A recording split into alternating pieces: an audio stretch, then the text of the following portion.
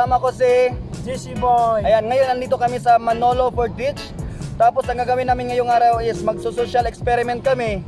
Bale, ako yung maglalakad ako, tapos maglalaglag ako ng pera. Tapos kung sino man ang makakita, tapos ibabalik sa akin yung pera, ayan, bibigyan namin ng bigas. Ayan, ready na ka? O ready ka na, baliktad man ang Tagalog na to. Anyway, sundan nyo ang vlog namin ngayong araw. Simulan namin yung experimental namin, yung social experiment, kung sino ang mga Good Samaritan sa Manolo Fort Beach.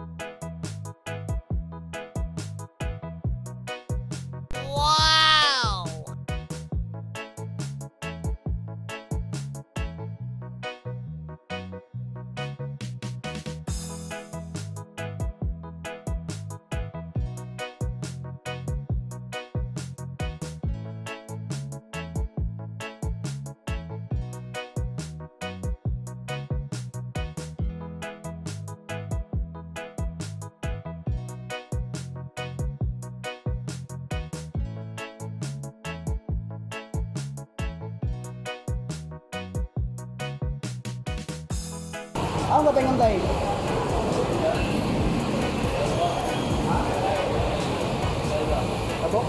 Tinatanong ko siya sa mga detalye niya.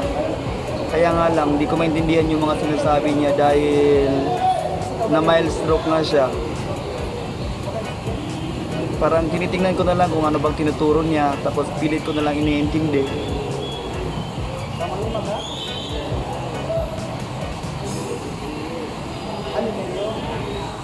Yung balik kasi hindi kasi nasa midro yung malinis ko. Kasi kabalik ko na.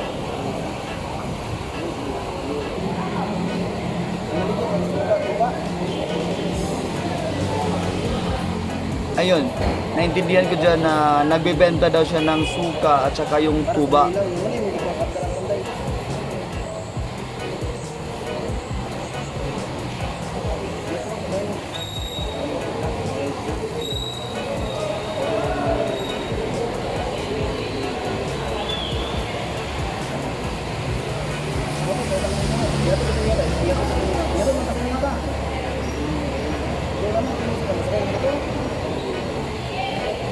Dito ko rin nalaman na nag-iisa lang pala si Tatay Tuto.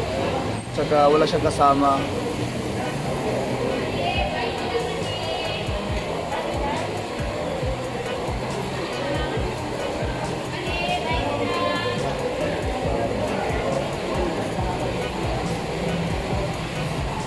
Pero isa, ako siya guwan.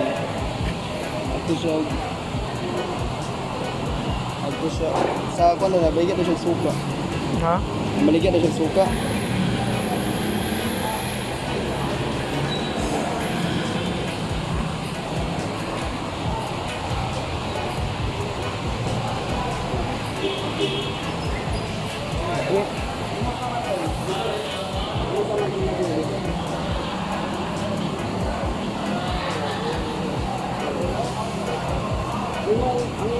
Ang imong total income nimo kanang kuan kanang baligya ang suka.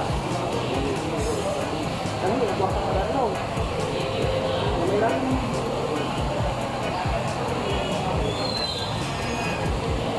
Ang gasto sa design.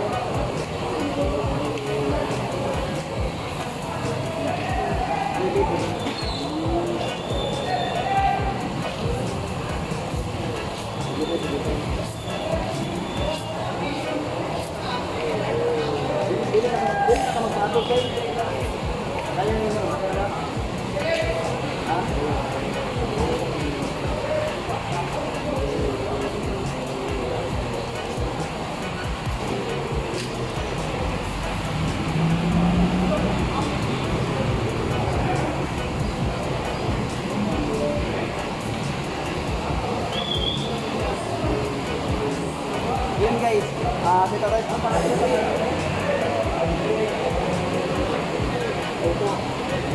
Yan guys, si Tatay Tuto, medyo di na siya masyadong makapagsalita dahil na mild stroke na siya.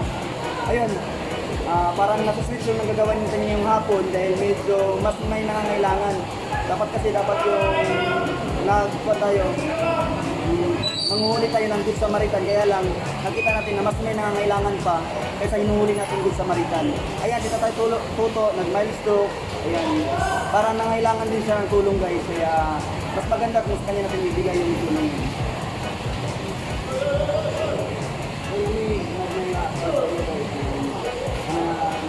Ayan, dito sinabi ko kay Tatay Tuto na bibigyan ko siya ng makakatulong sa kanya. Ayan, hindi ko naman inasang iiyak siya.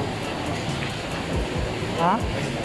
Tsaka ko nag-signal sa mga kasama ko na ilabas na yung bigas na dala namin.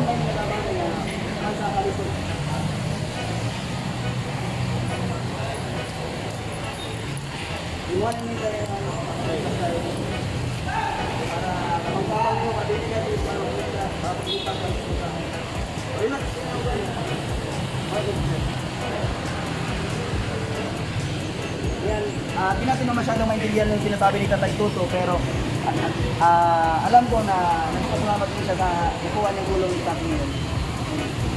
Ang magiging ko na to, ganun na lang.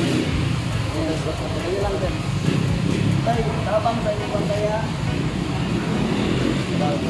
Harapan. Ganun na, ganun na, patod din nyo.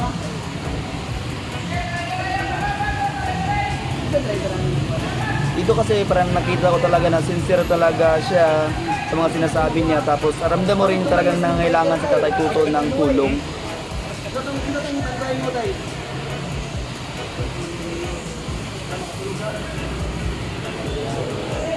Nakita na kasi tatay kanina na mayawak yung tanduay ng pagkatulog. Ayun nga yung tanduay, nakita ko yung tanduay. Kaya nga, yun din ang nakakuha sa akin ng atensyon eh.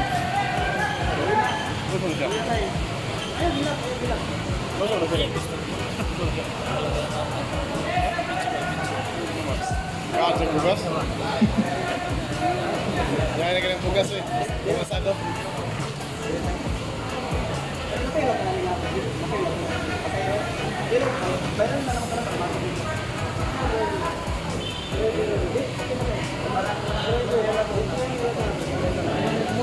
Dito banda nakapag-desisyon na ako na ihatid na lang si Tatay Tuto sa bahay niya para malaman ko din kung anong sitwasyon niya, kung saan siya nakatira at kung ano pa mga pangangailangan niya.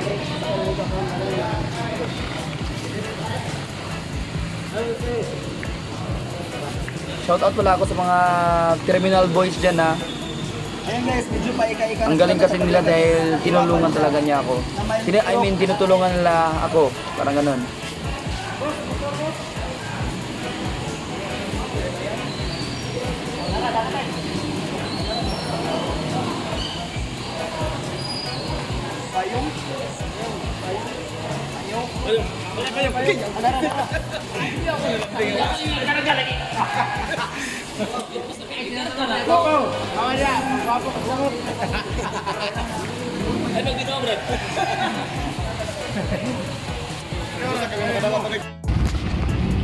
So among ubanan si tatay kung asa siya paingon para mas baybawan ako kung asa yung balaytay. Ha? Tara ka tayo? Oo. Smile tayo be. Smile na diya. Yeah, among tultulan tayo kung asa yung balay. Kung asa lapit. Pwede na kami makadayon dito sa mong balay. Sige.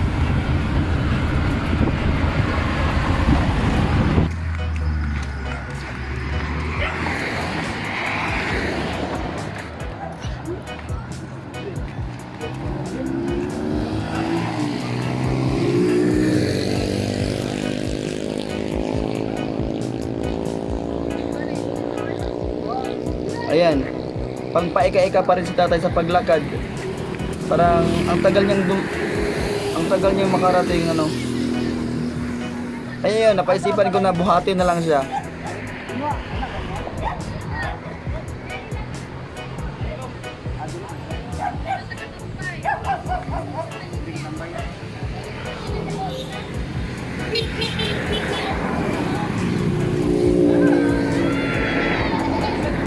Kung isipin natin, parang maswerte pa rin si tatay dahil hindi naman tayo lahat nabibigyan ng pagkakataon na umabot sa ganyang edad. Ayan, guys, natunto na rin natin kung saan ang bahay ni tatay. Pero nalaman ko na may mga anak din pala siya. Ayan, mas okay na nalaman natin na okay si tatay at safe siya. So, ganun na. Yung mga vloggers na nandiyan, nakikinig ngayon, ayan, sina-challenge ko kayo guys na if you receive something, try to share it with someone na mas nangangailangan. Ayan na, thank you for watching and don't forget to subscribe. Ayun guys, yun ang naging twist sa lakad namin ni JC ngayong araw. Imbis na maghanap kami ng mga Good Samaritan para mabigyan ng Bigas Award, nakita namin si Tatay Tuto na mas nangangailangan. Nagtitinda lang siya ng suka. Ano to? Suka.